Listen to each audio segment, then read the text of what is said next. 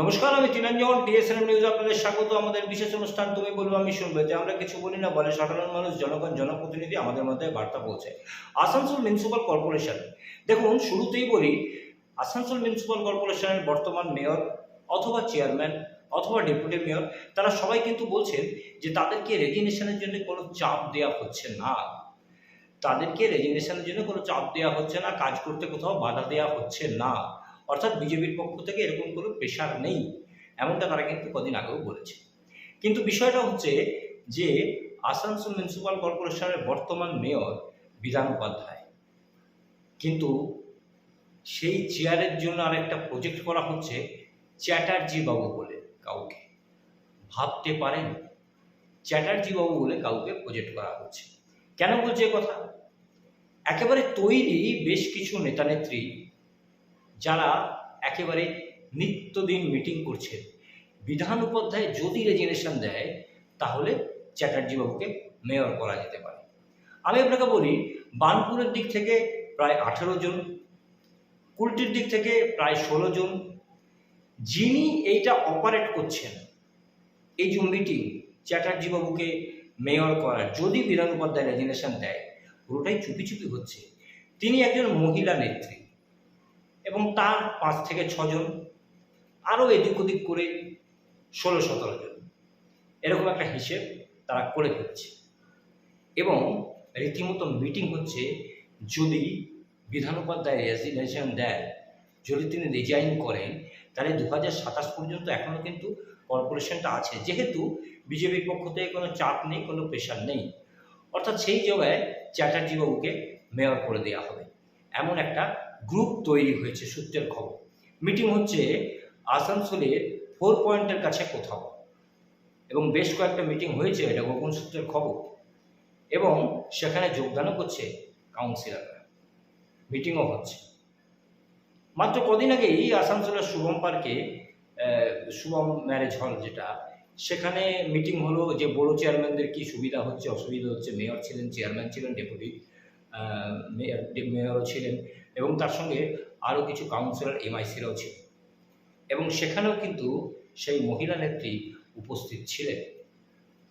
এবং পরবর্তীকালে যে অপারেশনটা হচ্ছে, অপারেট যে করা হচ্ছে, সেই মহিলা নেত্রীর মাধ্যমেই সেই অপারেশনটা চলছে। অর্থাৎ একটা টিম তৈরি করা হচ্ছে যে বিধান উপাধ্যায় যদি রেজিগনেশন দেন, তাহলে বাকি যে সময়টা, এই সময়টুকুতে চ্যাটার্জি বাবুকে মেয়র করা যেতে পারে, এবং সেরকম একটা প্রজেক্ট কিন্তু করা হচ্ছে।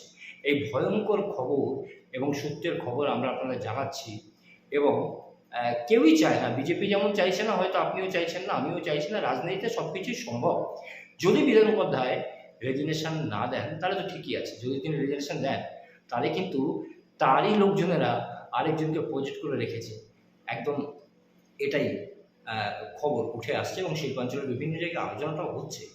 এবং সবচেয়ে বড় কথা হচ্ছে যে এই বিভিন্ন কোনায় কোনায় যারা এই কমিটিটা অপারেট করছেন বলে সূত্রের খবর উঠে আসছে শিল্পাঞ্চলে, তাহলে তারা কি বিধান উপাধ্যায়ের সময় বরাবর ছিলেন? তাহলে যে ডেভেলপমেন্টের কাজগুলো, ওই ঘটন রোডে ভাঙার কাজ যেটা এই মুহূর্তে হলো কদিন আগে, সেটা তো এর আগেও চেষ্টা করেছিলেন বিধান উপাধ্যায়, কোন বাধাতে সেটা আটকে এসেছিল। আবার কোথাও পুকুর ভরার বিধান উপাধ্যায় বা কর্পোরেশন ইনস্ট্রাকশন দিলেও সেখানে সেটা কাজটা আটকায়নি। কোথাও পাথর কারণ ভরাট ইনস্ট্রাকশন কর্পোরেশন থেকে দেওয়া হয়েছে, কিন্তু সেখানে কাজটা আটকায়নি।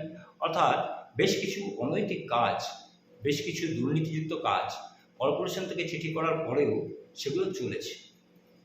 এবং এখন যে পজিশনটা দেখা যাচ্ছে যে বেশ কিছু কাউন্সিলর তারা মিটিং করছেন, সূত্রের খবর, এবং তারা বিধান উপাধ্যায় যদি রিজাইন দেন তাহলে চ্যাটার্জি বাবুকে মেয়র করার জন্য তারা কিন্তু একদম তৈরি। কোন চ্যাটার্জি, কী চ্যাটার্জি, পুরো নাম আমরা এই মুহূর্তে বলছি না, তবে চ্যাটার্জি বাবু যে প্রজেক্ট, এটা কিন্তু একেবারে উঠে আসছে। এই আর কদিন জন্য, যে 2027 যতদিন কর্পোরেশন থাকে। আমরা আমাদের কথা বললাম, শুনুন বক্তব্য, তারা কি শুনছে, তারা কি বলছে। আমরাও পাচ্ছি এরকম ঘটনা, মানে খবর বাজারে চলছে। কোনো এক স্বনামধন্য দলবদলু জোগাড় করে বেড়াচ্ছে, জোগাড়ে বেরিয়েছে যে উনি যদি রিজাইন দেন তাহলে ওনার পিছনে একজন দাঁড়িয়ে আছেন, তার পিছনে এরা দাঁড়িয়ে পড়বে। আরও যাতে যে 6 মাস 8 মাস বাকি আছে সেই সময়টাতেও যাতে বিজেপির সঙ্গে একটা আন্ডারস্ট্যান্ডিং করে লুটে পুঁটে খাওয়া যায়, আর না হলে যে চুরিগুলো করেছে সেই চুরিগুলোকে ঢাকানো যায়, কোনো একটা চক্কর চলছে। ঠিক আছে, এবারে দেখুক, তাদের দল তো আর কিছু নেই, এটা তো একটা ক্লাব ছিল, সেটা তো ভেঙে গেছে। তো এইরকম সূত্র থেকে যে খবর উঠে আসছে, শিল্পাঞ্চলের বিভিন্ন জায়গায় আলোচনা হচ্ছে, এতে কি মনে হয় যে বিধান উপাধ্যায় যতদিন মেয়র ছিলেন বা এখনও আছেন, তার কাউন্সিলররা তার সাথেই ছিল? হটন রোড ভাঙার সময় কোথায় ছিল? হটন রোড যখন ভাঙার জন্য, এখন হটন রোড ভাঙলো, যখন গত জুলাই মাসে হটন রোডের পরিষ্কার করার জন্য উনি রাস্তায় নেমে হাত জোড় করে বলেছিলেন যে আপনারা দোকানগুলো সরিয়ে নিন, এখানে ড্রেন বানাতে হবে বর্ষার জল পেরোবার জন্য। তো সেটা তো বোর্ড মিটিংয়ে হোক বা এমআইসি মিটিংয়ে হোক বা কোনো মিটিংয়ে সিদ্ধান্ত নিয়ে উনি রাস্তায় নেমেছিলেন। তাহলে সেখানে যারা মজুদ ছিলেন তার সাথে, তাহলে উনি যখন রাস্তায় নেমে জিনিসটা ইমপ্লিমেন্ট করার জন্য চেষ্টা করলেন, তখন যখন ওটার বিরোধ করলো তথাকথিত আইনটিটিউসি নেতাকে দিয়ে বিরোধ করানো হলো, তখন সেই যারা ওনার সাথে মিটিংয়ে এই সিদ্ধান্তটা নিয়েছিলেন বসে, তারা ওনার সমর্থনে এসে কেন বললেন না যে না এটা অন্যায় হচ্ছে, আমরা এটা আসানসোলের মানুষের ভালোর জন্য করতে চেয়েছিলাম? তখন তারা সাথ দেয়নি, মানে তখনই তো বিধানবাবুর বুঝে নেওয়া উচিত ছিল যে আসলে আমার সাথে এরা নেই। অনেক সময় অনেক খবর আমাদেরকে বলে দিতে হয়, মানুষ বলতে চায় না, কিন্তু ইনভেস্টিগেটিভ জার্নালিজমের ক্ষেত্রে এই সূত্র থেকে এই সমস্ত খবরগুলো উঠে আসে।